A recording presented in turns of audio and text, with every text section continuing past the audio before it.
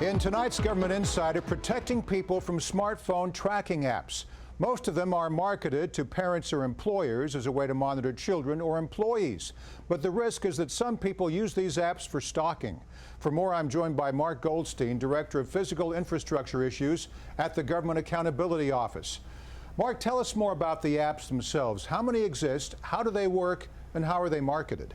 Well, technology has good points and bad points to it, and everyone having a phone today, an iPhone often, with which is basically a computer, means that you can be tracked anywhere because there's a GPS in it.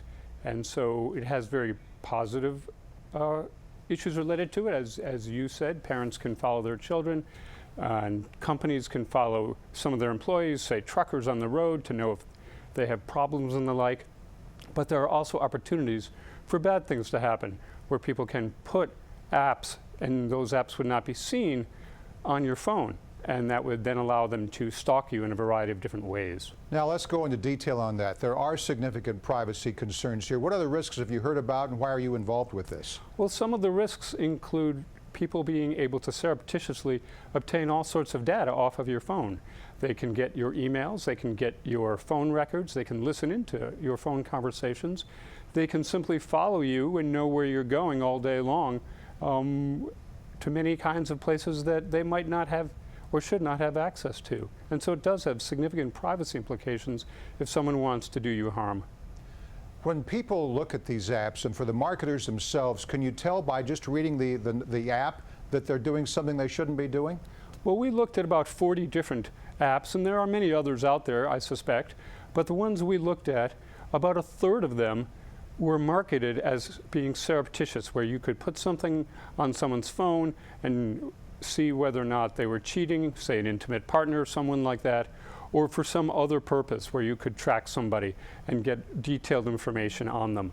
But the problem is that, of course, much of that is illegal. So they market it in one way, but they have agreements that you have to acknowledge that says that you have to inform the person that you're doing this, which of course then eliminates the surreptitious nature of it and makes that particular marketing approach useless. Now, Mark, you find that the federal government has undertaken educational, enforcement, and legislative efforts to protect people. Where have agencies fallen short? At this point, agencies do need to do more, we think, to help educate consumers, to help educate police forces, and to help educate stakeholders who really need to understand better the negative implications of this kind of activity. And so the government has done a fair amount in education. They are also prosecuting people to some extent, although some of the law remains a little bit unclear as to where they can go and can't go, and whether it's a federal law or a state law that would best be used to prosecute people. So there is some sorting out that still needs to be done with a technology which has relatively new kinds of applications, but which can cause harm.